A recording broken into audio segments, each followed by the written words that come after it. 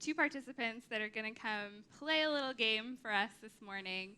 And as they're coming forward, I'm just going to explain what's going to happen. They're going to be shown different slides, and their job is to identify which brand is represented on that slide.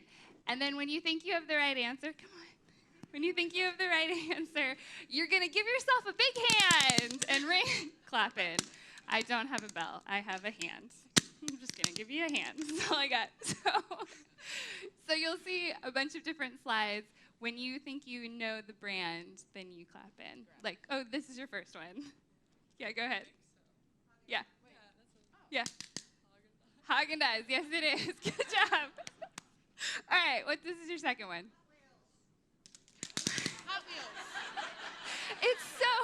It's so weird how you threw your voice this way.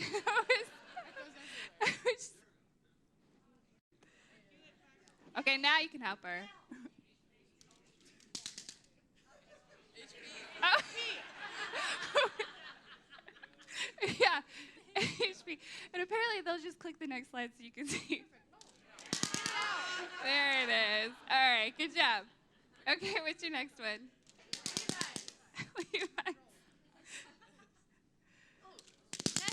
Oh, hey, the people last night didn't have any idea what that was. So congratulations. What happened there, Sam? Yeah, it is Skype. Are you just... Oh, UPS. All right, well, that's it. Yay! Thanks, you guys. That's all I have for you. Thank you. I feel like Whitney was just playing that game by herself. She's like, I'm here. I'm going to win this. Yeah. Congregation cheated last night, too. It's okay. Don't beat yourselves up about it. They really helped. It was great. So marketers try really hard to get us to buy into their brand loyalty. And right now we've entered that time of space between Thanksgiving and Christmas where marketers really try and get you to buy into their products. So brand loyalty is faithfulness to our particular brand, and it includes commitment on the part of the consumer. So this time, this space between Thanksgiving and Christmas is usually marked by shopping lists, long lines at the store, maybe budgets. But this time is also special because it is the first weekend of Advent. And Advent is 4 weeks preceding Christmas. And during this time, we celebrate the birth of Christ, not Christmas. We also celebrate the promised return of Christ, that he will come again. So now, while we spend this time anticipating Christ, we are today going to look at the book of Ruth. So last week, we had a chance to look at the book of Judges. And Judges, if you remember, is a book marked by this downward spiral. There's a cycle of sin, and the people, the Israelites, they fight against God. And so then they're put into oppression, and they're oppressed by a foreign nation. And then during this time, they also pray to God, and they cry out, and they ask for a deliverer. So then God delivers them from their current turmoil, and then they ask for forgiveness, and they're forgiven. And throughout the book, they repeat this cycle over and over again. And there are 12 judges, and they do this through different generations and generations of Israelites. And so last week, we had a chance to go through Deborah, Gideon, and Samson's stories. But there are 12 judges in that book. And you get this sense that the Israelites just didn't get it. They kept living a life outside of God. So now, all of the events in the book of Ruth take place in the time of the judges, during Gideon's time. So it's important that we understand that this is the backdrop for the events that we're going to talk about today. And into this story, we have this woman named Ruth, this woman who is loyal to Naomi. And one of the problems that the Israelites faced was their lack of loyalty. They weren't loyal to God. They forsook God and worshipped other gods. They mixed with the Canaanites and the cultures around them. And so they actually forgot the God who was first loyal to them. This is also, their heart of the problem is idolatry. They placed others in front of their worship of God. So their lack of loyalty has caused them to forget. Now, brand loyalty includes faithfulness and commitment, and it's no different when we apply it to relationships. So now, loyalty in relationships is the ability to put others before yourself, to stick with them through thick and thin, and to look out for them. Now, Ruth makes a pledge of loyalty to Naomi at the beginning of the book of Ruth. And this is often found in marriage vows. You hear this repeated. Ruth tells her, "Where you go, I will go. And where you stay, I will stay. Your people will be my people, and your God, my God." Ruth has pledged to be with Naomi, her people, and her God. She's going to leave her home, travel to a foreign nation, and live there to take care of Naomi. She definitely has taken the road less traveled, and as we'll see later, it really has made all the difference. So now we see with loyalty that it's actually God who has been loyal to us first, and God has exemplified all the characteristics of loyalty. Today we celebrate with Advent the coming of Christ's birth, and with Christ's birth, we also celebrate the incarnation. And the incarnation is God taking on flesh and being with us. Earlier, we sang the song, O come, Emmanuel." Now, Emmanuel, that name means God with us. God is doing life with us. God has also stuck with the Israelites through thick and thin. Remember the time that Adam and Eve sinned in the garden and disobeyed God? Well, God clothed them and continued to provide for them. And remember Abraham and Sarah when they got really impatient with the promise of God? Well, God still provided a son for them, despite their old age. And remember the groups of Israelites who have pledged for generations to follow Yahweh and to be loyal? And then time and time again, they have actually fallen away and forgotten God? God has stuck with them and given them deliverers and raised up judges and kings, and finally a son to redeem them. Now, if I was God at this point, I would just be like, okay, I'm done with you people, because you're making me crazy. But luckily, I'm not God. And so God has continued to stick with people through generations and generations. And God isn't the one who's disloyal. So we have to look at our own personal journey and say, when are the times that I have been disloyal to God? Because it's not God who has changed. So perhaps it's me.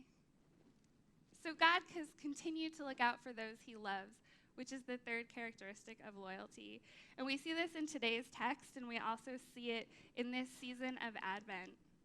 In the upper story, God's steadfast love and devotion continues to guide the people.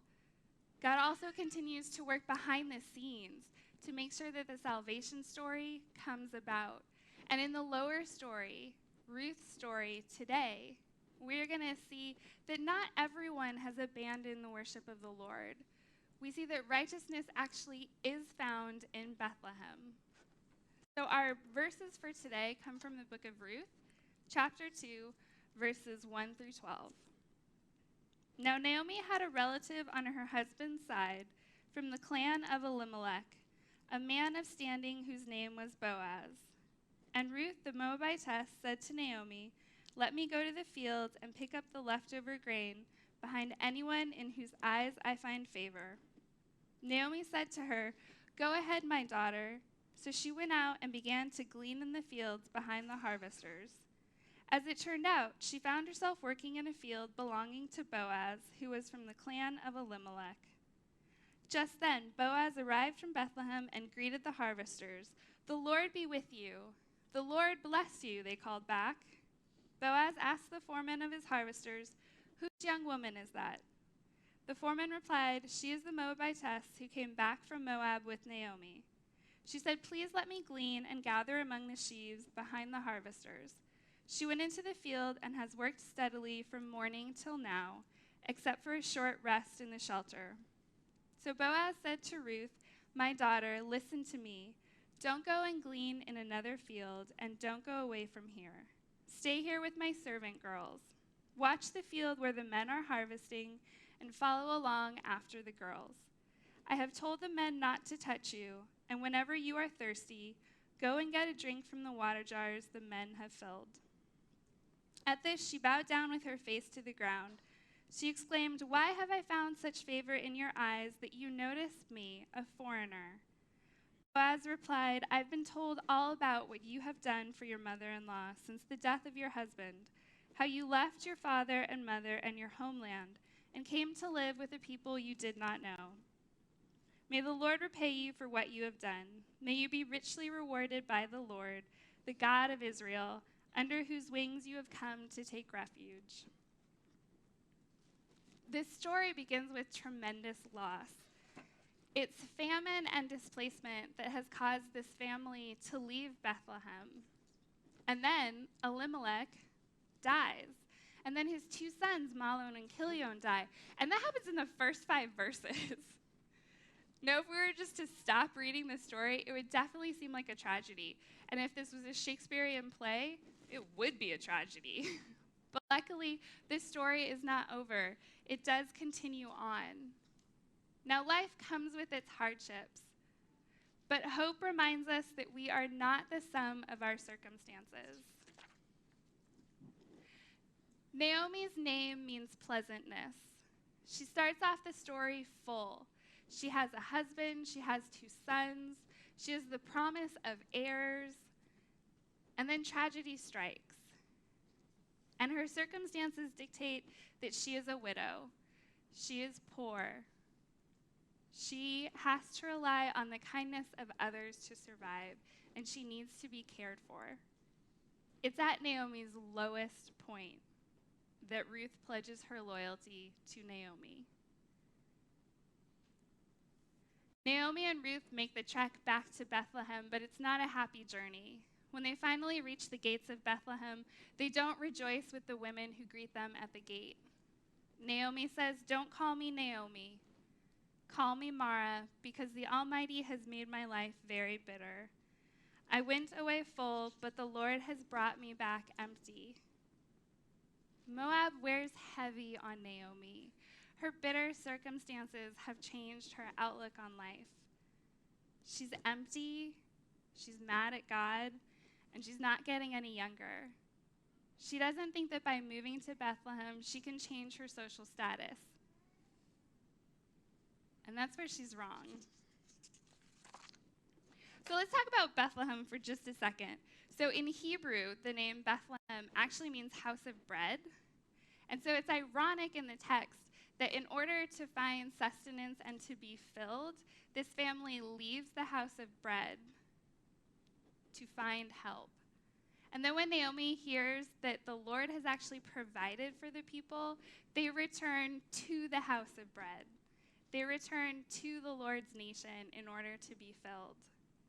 And later we're going to return to Bethlehem for the promise, the long-awaited promise that has been fulfilled. So Naomi is not alone. Ruth is with her. And so today, with the start of Advent, 4 weeks before Christ's birth, each week has an emphasis. And so we lit this candle because the first week's emphasis is hope. Hope shines in the darkness, and the spark of hope reminds us that this moment, this time in the darkness, is not all there is. Hope is the small voice that whispers to us in the darkness that this is not all life has to offer. The Messiah is coming. God is with us. Hope is the one that whispers, the best is yet to come. And hope has the power to change everything. So last year, the middle school girls and I, for our small group, we read The Hunger Games, and we worked our way through the trilogy, and we took themes found in The Hunger Games, and we talked about our faith and the ways that our faith intersected those themes. So if you're not familiar with The Hunger Games is a trilogy. It's a set of books that takes place in the dystopian future. Now, the country, which looks very similar to America, is actually split into 12 districts, and each district reports to the capital. And so the capital, through its tyrannical rule, takes control of all of the districts and their resources.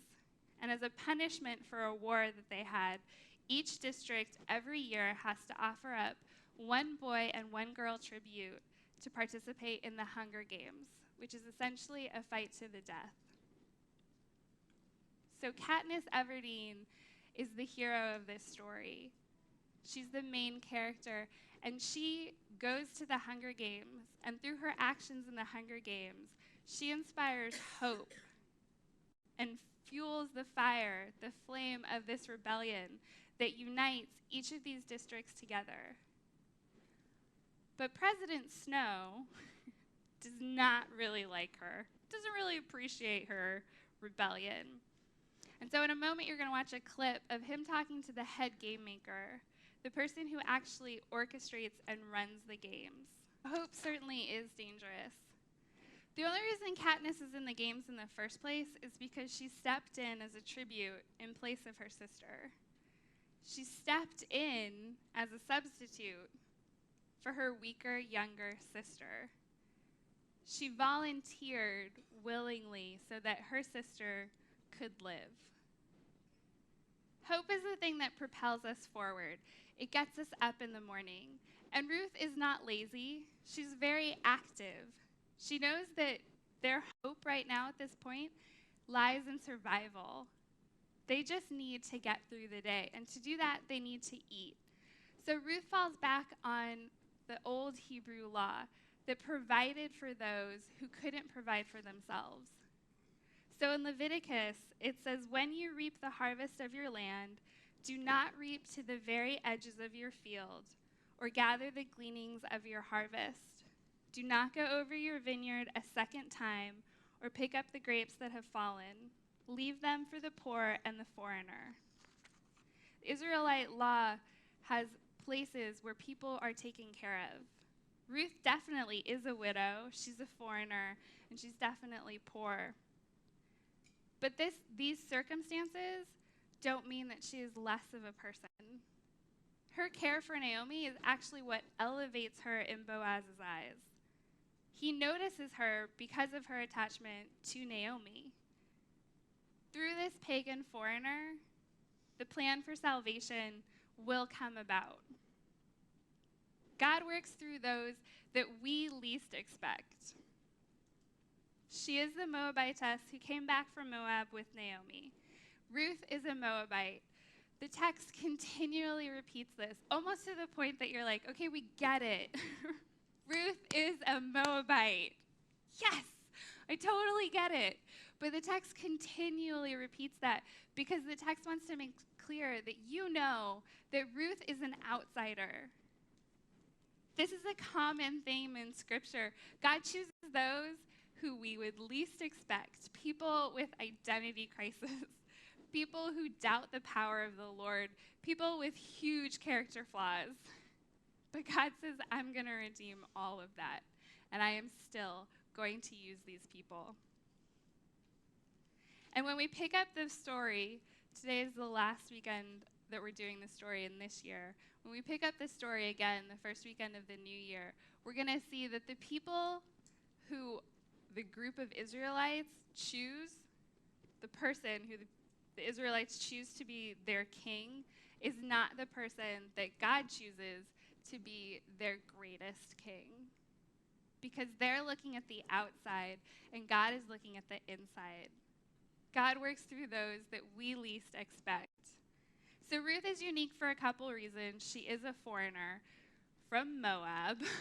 So this group that she comes from is the group that oppresses the Israelites for 18 years. She's not a likely representation for God's covenant people, but her adoption of Naomi's God makes her one of the first converts. But she's not alone in her conversion. 2 weeks ago, we went through the book of Joshua, and we saw what happened when God's people were called into the land. They were also called to take over a city named Jericho. And living in Jericho was a woman named Rahab. And Rahab was a Canaanite. And yet she had heard about the power of the Lord, and so she wanted to do something. She knew what was coming. And so she hid the Israelite spies in exchange for her safe passage for her and her family when it finally came time for them to take the city. And so Rahab is also revered for her faith because she goes on and she marries an Israelite man named Salmon. And through Rahab and Salmon comes Boaz. So let's talk about Boaz. We finally made it to Boaz. Boaz is this man in the text who is revered, he's respected, he is a businessman, but he is loyal to Yahweh. He asks his foreman, who does Ruth belong to? As the owner of the field, it would be a conflict of interest to have someone else, a maidservant who belonged to a different master, to work in his field. As a prominent man, he also doesn't recognize Ruth. So he's kind of like, who is this person who's in my field? And the foreman says, that's Ruth who came with Naomi. He doesn't ask her name, he asks who she belongs to, because it's not your name that identified you. It was actually your family connection, the family name that identifies you. So she is a Moabite, but it's her attachment to Naomi that really lifts her up. Naomi even calls her a daughter, and then so does Boaz. So Boaz is a relative of Elimelech, and the narrator lets us know that even before Ruth knows that. So Elimelech is this guy who died back in verse 3, and yet he is a character that continually is repeated throughout this story. It's like he is still there guiding Ruth and Naomi, because in this time, women were tied to the fate of men, and men were tied to land. So women couldn't just possess the land for themselves. They couldn't go in and then take over Elimelech's line. They needed someone to redeem the land for them. And that is Boaz. Boaz is called a kinsman redeemer, and a kinsman redeemer is someone who's a relative of the man who has died, who can go in and redeem the land, the property, the inheritance, but also through marriage can provide an heir for that man. So now the text says that Ruth happened to come to work in the field that belonged to Boaz. And we could see this as a chance meeting, as a coincidence. Sure, we could say that. Or, more appropriately, this is God's hand at work. Boaz praises Ruth for her loyalty, and he goes out of his way to protect and provide for the two women. He accepts Ruth, and then he blesses her. May the Lord richly reward you. That's a great blessing. Perhaps Boaz understood what it meant to be an outsider. His mother was a Canaanite. She was also a former prostitute. So he might have understood what it meant to be someone who was different from those around them. Yet he respects and loves the Lord. Now let's go back to brand loyalty for just a second. Different companies print their logos, some of the logos that you saw, on their products, on their clothes, and we in turn carry those around with us. And it's basically free advertising on their part. But when we also wear the label of Christian, we carry around the image of the one that we reflect and the one greater than ourselves that we point others to. Boaz and Ruth, their actions in a time when hypocrisy ran really high in Israel, show that they are still loyal to Yahweh. They embody that with their lives, the way that they live. They also treated other people with respect.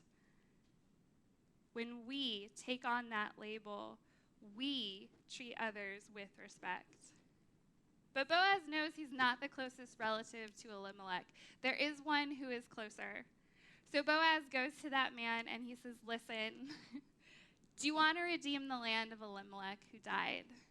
And this guy's like, yeah, because at this point, his inheritance would be huge if he could also redeem the land of Elimelech.